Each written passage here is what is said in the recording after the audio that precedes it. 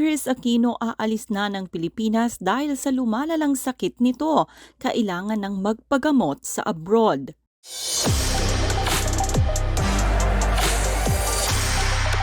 Tuloy-tuloy na nga ang preparasyon ng Queen of Talk na si Miss Kris Aquino para sa kanyang paglipad abroad para magpagamot. Sa kanyang recent Instagram post, kinuna ng dugo si Kris habang kinikwento niya na minsan naranasan niya na matapos kunan ng dugo ay talagang nagpantal ito. Kapansin-pansin ang pagbagsak ng katawan ni Kris dahil sobrang payat na nito. Nawala na rin ang glowing aura ng TV host Aktres. Batay sa development ng kalagayan ni Kris, kapansin-pansin na talaga ang paghina ng kanyang kalusugan. Sa pahayag ni Kris, kinukuhanan umano siya ng dugo para malaman kung viable ba siya for treatment at gusto na niyang gawin ng blood test habang nasa Pilipinas bago pumunta ng ibang bansa. Saad pa ni Kris, cancer is ruled out, kidney function is okay, sugar is fine, meaning no diabetes, and so far, liver function is okay considering all my maintenance medicine. Bago pa ang kaarawan ni Kris Aquino noong February 14, 2022, pinasalamatan nito ang kanyang mga taga-suporta, kaibigan at mga mahal sa buhay sa pagbibigay sa kanya ng regalo, pero aniya sa mga ito, mas kailangan niya ang mga panalangin para sa kanyang journey to healing. Thank you for being so kind and generous to me, but super okay lang as much as I appreciate the balloons, flowers, cakes, and the fruits, the food I'm receiving. Your prayers are what we really want and need. I've tried my best to not go into specifics, but some of my doctors realized there was something they had overlooked, so binalikan namin my entire medical history. Because we focused on my autoimmune issues and stronger ang possibility that genetically my mom and her mom would be a problem for one of us sisters na overlook namin na shared medical history of my dad and his dad. Google nyo na lang, please. Sa kanyang kaarawan kung saan Kris already turned 51, imbes na magkaroon ng bonggang celebration, minarapat nito to prepare herself para sa kanyang medical journey. Pero hindi naman daw siya nag-iisa dahil makakasama niya ang dalawang anak na lalaki, sina Josh at Bimbi. Kuwento ni Kris, yes, I do have repeat blood test early tomorrow to determine kung kakayanin ko yung long-haul journey. And yes, easily mga 4 months kami abroad because maraming complications na yung illness ko. Pero kasama si Kuya Josh and Bimb, so complete kami. Noong Enero rin ng taong kasalukuyan, naging sentro ang Queen of Talk ng iba't ibang fake news hinggil sa tunay na estado ng kanyang kalusugan, kung saan may ilang nagpakalat ng sobrang lala na raw nito at nakaratay na ang TV host Aktres sa ICU at naghihingalo na raw ito. Tahasang pinabulaanan ni Kris ang mga maling balita sa pamamagitan ng kanyang Instagram account. Aniya, it's been disturbing that since Friday, so many have been spreading fake news about me being either in St. Luke's BGC or the States, but always with the same theme that I'm in the ICU and in critical condition. None of that is true.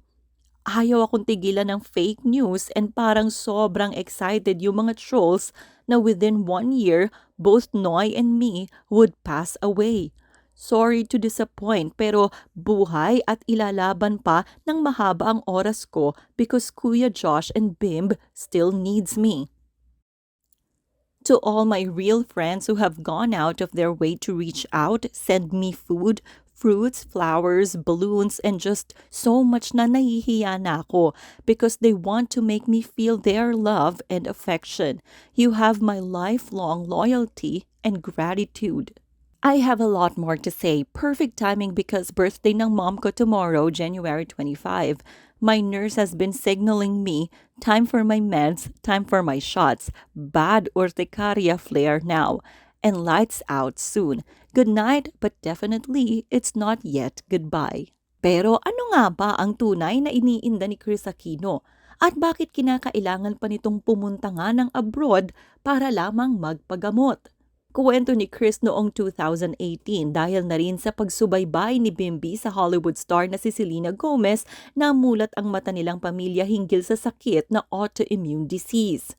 Lupus ang tumama sa Hollywood singer-actress. Inakala na rin nito na katapusan na niya, pero nagawa nitong maging survivor dahil binigay ng kanyang matalik na kaibigan at roommate ang kidney nito para mabuhay si Selena.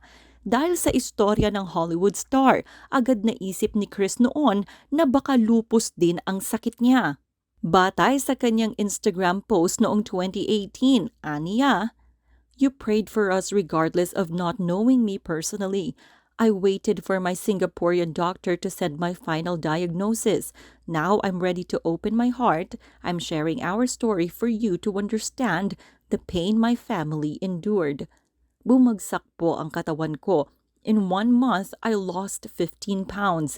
I was scared. Our mom had unexplained weight loss before her cancer diagnosis. That's why I had my series of blood tests. This is our truth. My initial diagnosis indicated an autoimmune disease. Selena Gomez, Gigi Hadid, and Wendy Williams all raised my awareness. To be specific, we were afraid it was lupus. Kuya was anxious and confused. Bim knew Selena's journey.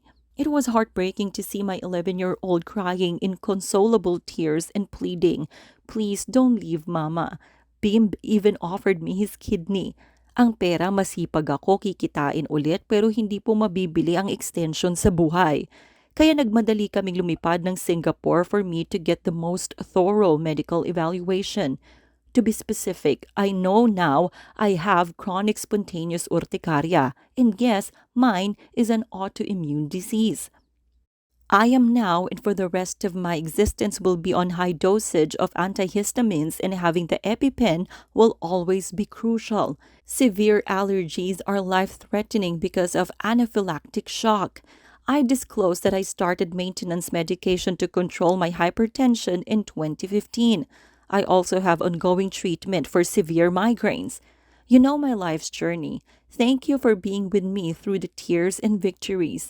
I am a proof love makes us strong because we know why we are fighting. For me, it's for my health because two people I love more than life itself still need me for at least 10 more years. My prayer is simple: to raise my youngest son to become a reasonable adult who'll care for his kuya. Then God already blessed me more than I deserve. #laban. Maliban nga sa autoimmune, marami pang iniindang sakit si Kris. Ang kanyang chronic spontaneous urticaria ay isang distressing skin condition na nagsasanhi ng pamumula, pamamaga at pangangati ng balat. Ibinahagi rin ito ni Kris sa kanyang Instagram account to give awareness sa publiko. "This is my story. My urticaria flare started in 2013, but I thought they were allergic reactions and called them hives. They've been steadily worsened to about 2 bad episodes a month, lasting at least 4 to 7 days. I have no food allergies except crab and lobster, based on my Singapore full allergy test. What happens when you suffer from an autoimmune disease? I researched in healthline.com so I could easily explain it, since I have so many doctors who are now friends that I unknowingly use medical terms. The immune system mistakes part of your body, like your joints or skin, as foreign. It releases proteins called autoantibodies that attack healthy cells. Women get autoimmune diseases at a rate of about 2 to 1 compared to men. 6.4% of women versus 2.7% of men. Often, the disease starts during a woman's childbearing years, ages 14 to 44. My chronic spontaneous urticaria afflicts less than 1% of the world's population. Most suffer through it for 1 to 5 years. Some suffer through it for decades. I fall under that category. I found my doctor here, Dr. Geraldine Zamora. She introduced me to the head of their ASEAN doctors group. He is an allergy, rheumatoid, and immunology specialist. He's the one we flew to Singapore to consult. Dr. Geraldine has been so patient answering all my concerns and helping explain my diagnosis.